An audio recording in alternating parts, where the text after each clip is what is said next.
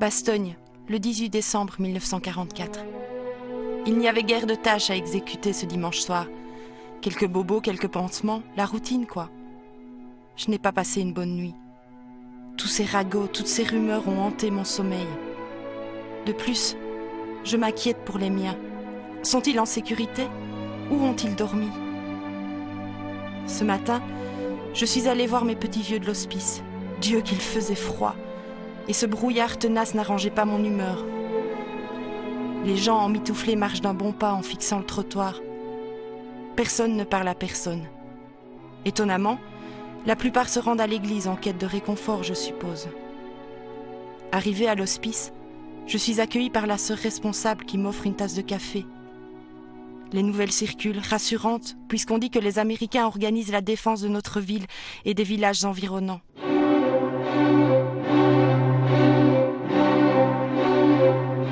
Un obus éclate sur Bastogne.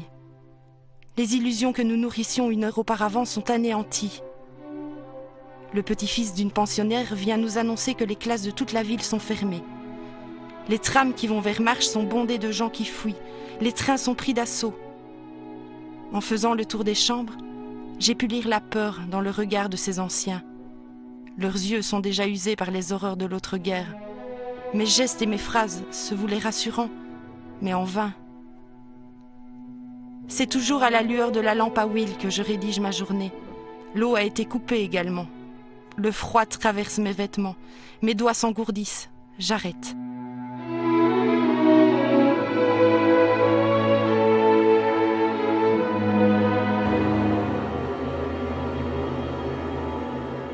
Ce lundi 18 décembre 1944, alors que la 6e armée blindée SS de Sepp Dietrich est freinée du côté d'Elsenborn, la colonne Piper tente de poursuivre en contournant 3 ponts vers la vallée de l'Amblève, mais est fortement freinée à son tour par les actions de l'armée américaine qui fait sauter les ponts. Car du côté allié, après la surprise des 2 jours précédents, on tente de s'organiser pour contrer l'offensive. C'est ainsi que le groupement blindé du colonel Roberts de la 10e division est rappelé en Ardennes. Le général Bradley a appelé George Patton, le général Patton, et lui a dit « Georgie, il se passe quelque chose ici dans les Ardennes. Peux-tu faire demi-tour à la 10e division blindée et les envoyer directement là-bas ?» George Patton ne voulait pas abandonner un bidon de pétrole de 5 gallons, même pour une division blindée. Et il a mis fin à la discussion. Bradley a répondu au général Patton en lui disant « Écoute, Georgie, ce n'est pas une demande, c'est un ordre. » Notre 10e division blindée a alors fait demi-tour et a été envoyée au nord, en pleine bataille des Ardennes. Nous étions à Echternach. La 10e division blindée prend position à Noville, Wardin et Longvilly. Cette dernière position est occupée par le team Cherry, auquel était attaché un jeune soldat âgé de 20 ans à peine, Clifford Huck. La principale bataille dans laquelle j'ai combattu s'est déroulée sur une colline. Les Allemands étaient de l'autre côté et on a grimpé la colline. Ils avaient beaucoup d'artillerie, ils nous ont tiré dessus avec ce qu'on appelle les Screaming Mimis, qui touchaient les arbres au-dessus de nous et ont blessé beaucoup de nos hommes. Nous nous sommes alors retirés en bas de la colline. L'attaque avait échoué. Notre lieutenant a alors insisté pour qu'on prenne cette colline, ce qui s'est avéré inutile par la suite. Ça se passe souvent comme ça en temps de guerre.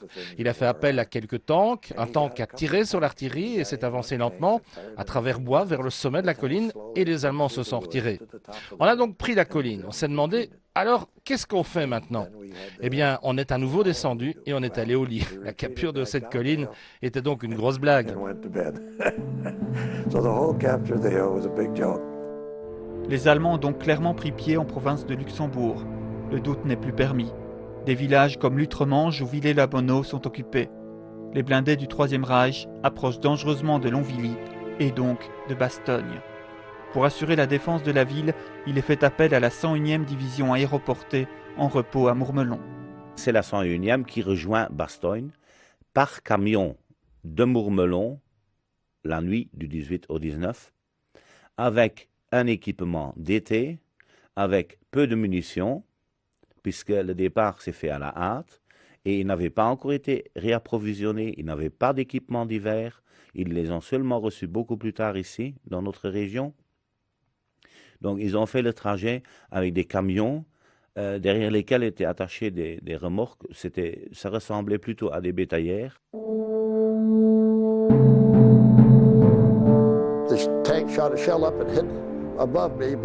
Un tank a tiré un obus qui a explosé au-dessus de moi, à peu près à 30-40 pieds, peut-être plus haut. Je ne sais pas la distance exacte. Le gars qui était avec moi était un remplaçant. Je ne sais pas grand-chose à son sujet, je sais seulement qu'il avait son casque de travers et ce qui s'est passé, c'est que de la matière blanche, pas tellement de sang, juste un filet de sang, mais beaucoup de matière blanche sortait du côté de sa tête. D'abord, je ne savais pas quoi faire, je l'ai attrapé, je l'ai regardé, j'ai eu peur et je l'ai attrapé par en dessous des bras et je l'ai tiré jusqu'en haut de la colline.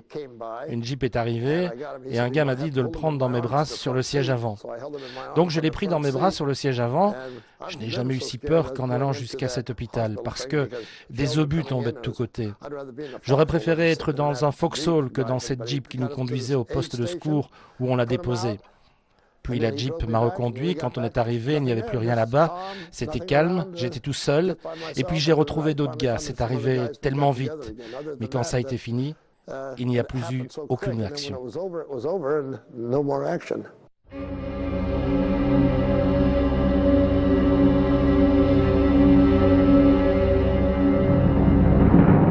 Loin des préoccupations militaires, les civils tentent eux aussi de s'organiser tant bien que mal. Certains ont choisi de fuir. On a vu des gens qui arrivaient, qui descendaient le village avec des charrettes bourrées de couvertures, de berceaux, toutes sortes d'histoires comme ça. Et alors j'entends papa qui dit « D'où est-ce qu'il vous allez en wallon ?» On se va. Il ne va plus, me dit, c'était parce qu'en 40, on est allé, et quand on arrive, nous, il y a plus le majon. Donc on n'est pas parti. Il y en avait qui venaient de Bourcy, d'un peu partout, qui redescendaient. Donc vers la vallée, je suppose, puisque c'était dans le fond. D'autres restent et assistent impuissants à l'occupation de leur village par les armées d'Hitler.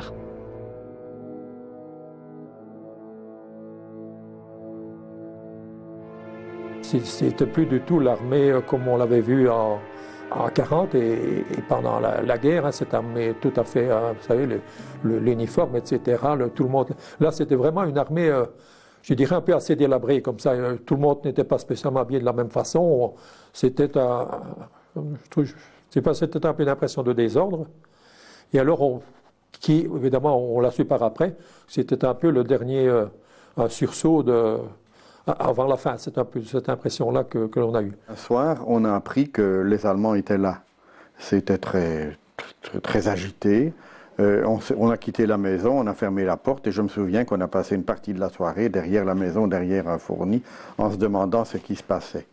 Et puis, finalement, la nuit s'est passée, on a su que les Allemands étaient là.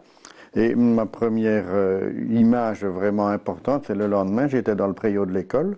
On était rassemblés sous le préau et en face de nous, un Allemand braquait une mitrailleuse vers la forêt en direction de Bastogne, en direction de Bastogne, en direction de Saint-Hubert. Et c'est à ce moment-là qu'on s'est vraiment rendu compte qu'il se passait quelque chose et l'instituteur nous a renvoyés chez nous en disant voilà, c'est la guerre qui reprend, rentrez chez vous, il n'y a pas école, on verra plus tard. Nous sommes allés à l'école jusqu'à midi le lundi. M. Wagner, l'instituteur, nous a renvoyés chez nous en disant que les Allemands avaient repris l'offensive et que malheureusement l'école était fermée et qu'on se reverrait quand ce serait fini et qu'il nous souhaitait bonne chance. Donc le lundi après-midi, mon père s'est sauvé, il faisait partie du MNB. Comme beaucoup d'autres personnes du village se sont sauvées également.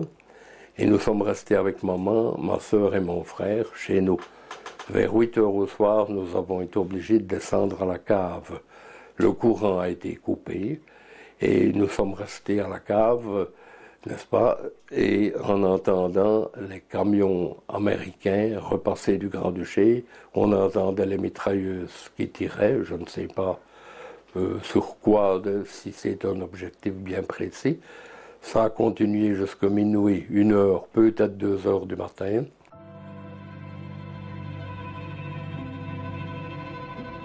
À Bastogne, l'arrivée de soldats blessés dans les hôpitaux de campagne improvisés marque l'esprit des civils. J'ai vu les débris de la 28e division d'infanterie qui était sur Lourdes, donc américaine, qui a été vraiment disloquée là-bas par l'attaque frontale des Allemands. Et je les ai vus donc dans la Grande Rue, dans des conditions misérables d'avance, de blessés, y compris avec des béquilles faites par leurs fusils, des gens qui se soutenaient, les bandages, vraiment le genre de guerre, la fin de la guerre de sécession. C'était vraiment très dur à voir.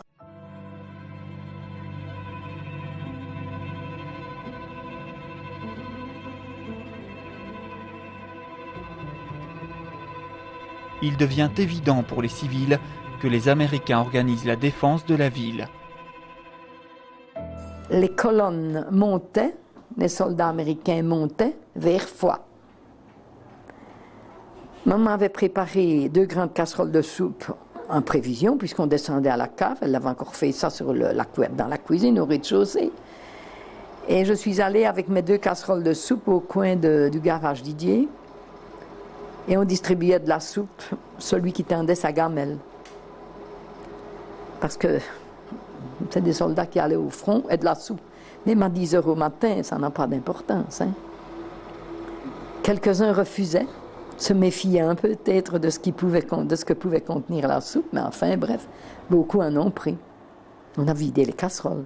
Tout de suite, il y a eu un charivari de militaires qui ont travaillé dans Bastogne pour faire des installations de téléphones. Moi, je disais, on avait pu calculer les kilomètres de fils qu'il y avait sur les trottoirs et en travers de certaines rues, c'était quelque chose. Et alors nous, comme dans notre cave, on ne pouvait pas s'y réfugier, on a cherché une cave dans le haut de la ville. Vous savez, quand on a des connaissances, c'était de la famille, alors nous y sommes allés. Mais on était tellement serrés là-dedans que nuit et jour, il fallait rester sur sa chaise, dormir sur une chaise et rien d'autre.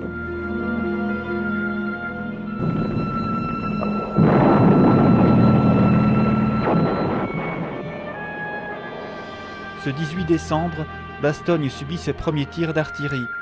Ce soir-là, Monique Guillot occupe la cave de sa cousine. Alors que les 26 personnes qui occupent la petite cave attendent dans l'angoisse la fin de la salve, un drame se produit. Ça a donné un bon coup à un moment donné, pendant qu'on était dans la cave, et il y a eu 6 tués et 4 blessés. Et ma cousine, qui était à côté de moi, qui a été tuée, il y avait juste une chaise qui nous séparait entre elle et moi, et nous n'avons rien eu. Alors, vous voyez, il y a eu de la fumée qui a été pleine de la fumée ou de la poussière, on pourrait déjà dire ce que c'était. Remplir la cave, on ne se voyait plus et on a demandé qu'une chose, on sortait tout le monde de la cave. On a entendu crier, des gens qui criaient au secours, etc. Et le matin, on a appris qu'un obus était tombé près de chez nous, dans une maison qui appartenait chez Madame Guillot. Et on est sorti avec une personne, une liégeoise, qui était blessée, elle, au front. Elle avait donc le sang qui coulait sur son front. Et comme il faisait fort froid, ça se figeait. Et on l'a conduit chez les Américains qui étaient à l'autre côté de la rue, qui soignaient déjà leurs blessés. Ils l'ont soigné, puis ils l'ont conduit chez les sœurs au pensionnat. Dans les caves, l'atmosphère est lourde. Chacun s'installe comme il peut. Nous étions l'un sur l'autre. On dormait debout, on dormait couché. De temps en temps couché, mais on dormait souvent assis sur des chaises, hein, surtout chez les Sœurs Notre-Dame. Hein. Chez les Sœurs Notre-Dame, ça, on dormait vraiment l'un sur l'autre. Hein. Nous avons été chez les Sœurs Notre-Dame, nous autres, parce que notre quartier était fortement pilonné par l'artillerie allemande. Et un beau jour, les Américains sont venus, ils ont dit, il faut partir de ce quartier-là, et vous devez partir chez les Sœurs Notre-Dame pour vous réfugier. Dans la cave où on était, il y avait un cellier avec des pommes et qui était fermé à clé. Mais on est parvenu pour finir à aller par derrière le cellier, aller chercher des pommes pour manger parce qu'on avait faim. Et on faisait de la nourriture nous-mêmes. On a même fait un jour des galettes avec de la farine qu'on avait été chercher autre part. Et on a fait une 40aine de galettes, mais comme on était 40, on en a eu une chacun. C'était tout. Hein, et dans la cave, il y a deux personnes qui ont perdu un peu la tête parce qu'elles étaient effrayées, des personnes âgées hein, déjà. Elles ont été effrayées, alors elles perdaient un peu la tête. Elles ne savaient plus ce qu'elles faisaient, il fallait vraiment qu'on les tienne.